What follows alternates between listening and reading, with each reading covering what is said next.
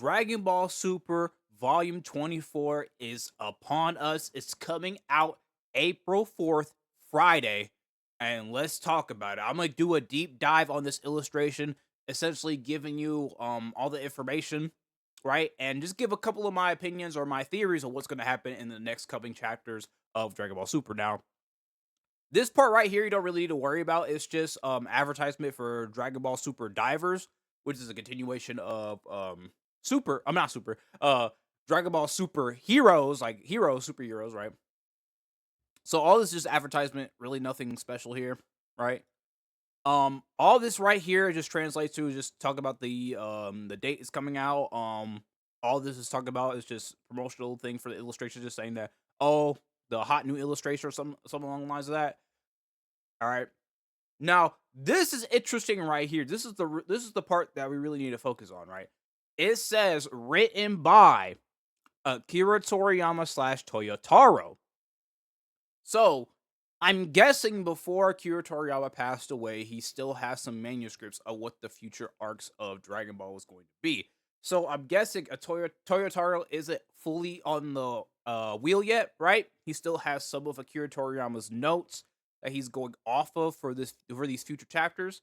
And let's just talk about this right here too, right? We know that Toyotaro, when he does illustrations, it gives hints to what's going to happen in the next coming up chapters, right? He did an illustration for Goku, I mean not Goku Black, Black Frieza not too long ago, meaning these five are probably going to be fighting Black Frieza, or at least taking turns fighting Black Frieza, because it seems like all of them are getting some battle damage right here, meaning that all of them are going to be fighting in some way, right? They're all contributing to the fight in some way, right? And one thing you really need to notice too is that Broly right here is controlled in his Super Saiyan full power state or legendary Super Saiyan state, right? He's in control. You can see that his pupils are green, right? It's not white, meaning he's in control. He's not going berserk. And this next image, the close-up image, can really emphasize that, right? And also, he's people are calling out that he's lean too here, which I don't think. I just think it's just his control state, because when you're getting control, right, you're not as buff, right, but you don't really lose any power, right? You're not weaker, right? You're more in control of your body, right? So this is really cool. This also means that everyone here in this image has been training off screen, because Broly, when he was fighting Beast Gohan, right? Beast Gohan, even though he was damaged, right? He was fatigued from fighting Goku, right? Even though they wasn't really fighting too hard, right? And obviously Beast Gohan was holding back in some sort of way, right? So he was kind of no diffing a Super Saiyan controlled Broly, right? Super Saiyan, not full power, the yellow hair, not the green hair, right? Meaning that now that he's in control of his green haired form and he's going to be contributing to this fight, means that they've all been training somewhat some way, meaning that they're probably in this next coming chapter, they're probably all relative to each other. Now, it doesn't mean that one's not gonna be stronger than the other, but at least this kind of confirms that all the fighters here that we see are somewhat relative to each other. And I'm guessing that Piccolo is probably gonna be the weakest out of the five. But I'm just glad to see that we Piccolo and Gohan are going to be contributing to a main battle, right? Which is cool, and they're not going to just be side characters like we've seen in the Mora arc. Now, I've already explained why they gave Beast Gohan and Orange Piccolo their transformation without really like it seems like it's just like a handout, right? Which I've explained in videos before. Like I'm pretty sure I have a video on YouTube saying that why Gohan Beast Gohan's transformation is an ass pull, right? Um, Basically, Beast Gohan is kind of like what they did in Daima for Super Saiyan 4 Goku, where Gohan has always had this power deep within inside him, but he just didn't know how to trigger it. Just like how we see in Super Saiyan 4 Daima, Goku has always had Super Saiyan 4. He just didn't know how to trigger it or release it, because he didn't know if it will work or not. And never kind of unleashed his potential and unlocked Super Saiyan 4 for him, the power that he's always had inside of him, right? Gohan has always had this power deep inside of him, and we already know that with just a little bit amount of training, Gohan can bridge the gap and like go head to head with Goku, right? And this is consistent throughout the entire Dragon Ball series. Gohan with just a little bit minimalistic training can bridge the gap, because he's more of a gifted fighter than Goku is, right? So there's that. And we now know that Gohan and Piccolo can transform into these transformations at will now. So he earned this transformation. Currently, right now, he has earned his transformation. Right? I don't want to hear anybody in the comment section that is unearned. Right? He's earned his transformation at this point in time. He's able to transform into it. He's able to control the transformation, which is a small amount of time, which is just Gohan fashion. That's just Gohan for you, right?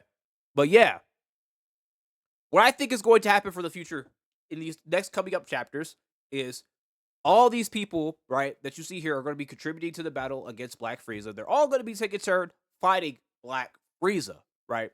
And then out of nowhere, the strongest mortal is going to show himself. A lot of people in my TikTok comment section were saying that, oh, maybe it's going to be cooler, right?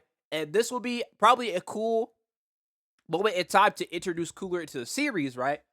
And either I don't think Cooler's going to be the strongest mortal, but like it would be kind of interesting for Cooler to show up as the strongest mortal, and he just has these like they can either do one or two things if Cooler is technically the strongest mortal, and that's have Cooler also have the same transformations as Frieza, and he's like say something along the lines like, "Oh brother, those transformations I've been had those transformations all along. You're just now transforming to them.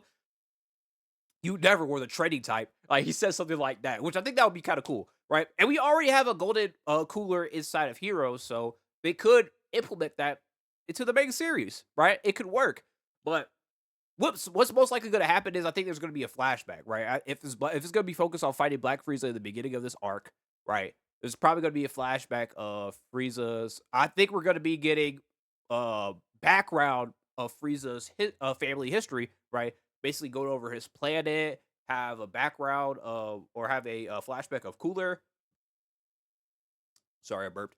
And also maybe have a flashback of his parents because recently I was rereading the manga and Frieza said something along the lines of like during the battle on Namek, say that the only people that's ever like bruised him or done any like sort of damage to him was his parents, right? Plural, meaning that he has two parents, right?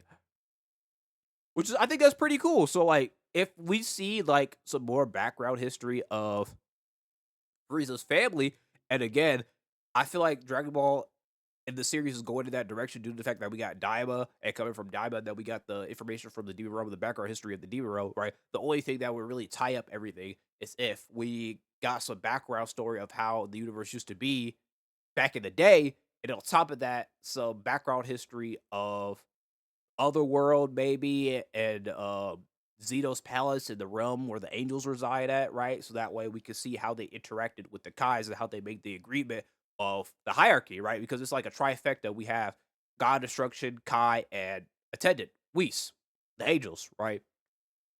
So, and like I said before in my previous video in Daiba, that because the Demon Realm existed before the outside world did, meaning that Otherworld also had to exist because the Demon Realm has like people die in the Demon Realm, right? They might take longer to die because they live longer, right? But people die in the Demon Realm, so there has to be a afterlife for them to go to, right? Which also means that that the angels and all these other people, right?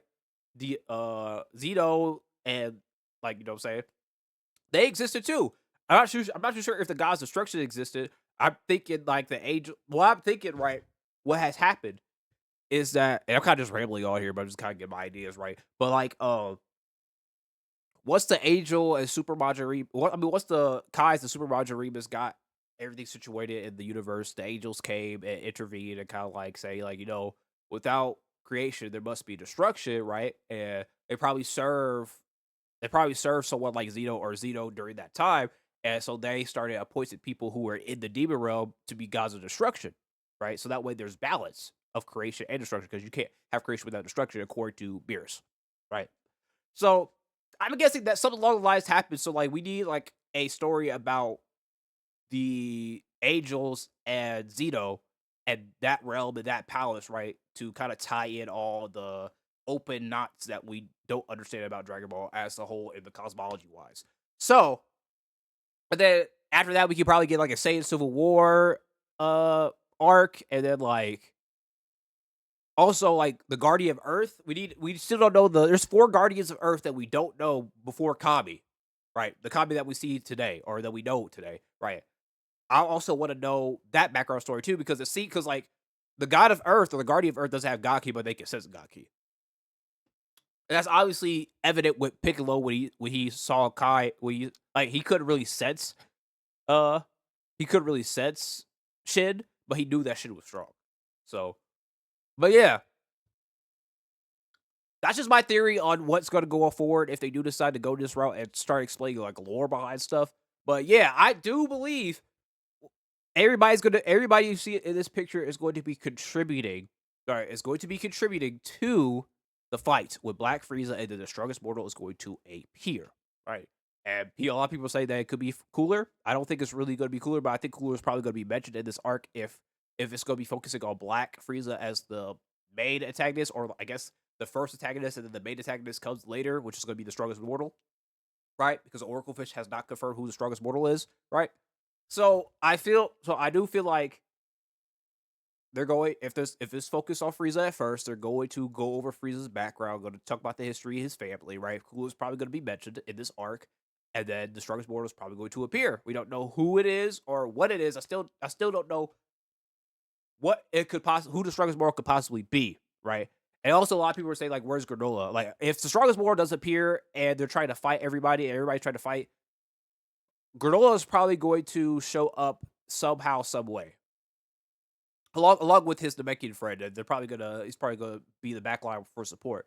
So I definitely see him showing up. I definitely see him showing up, and definitely see him showing up. So yeah, that's pretty much all my predictions and everything that is roughly translated, at least for me, right? Like, all this stuff really isn't too important. Just this right here, which I found like really interesting, that it says Akira Toriyama and Toyotaro, and we also know that Toyotaro is going to be the main contributor due to the fact of other scans that we got. Right, I will show you this other scans.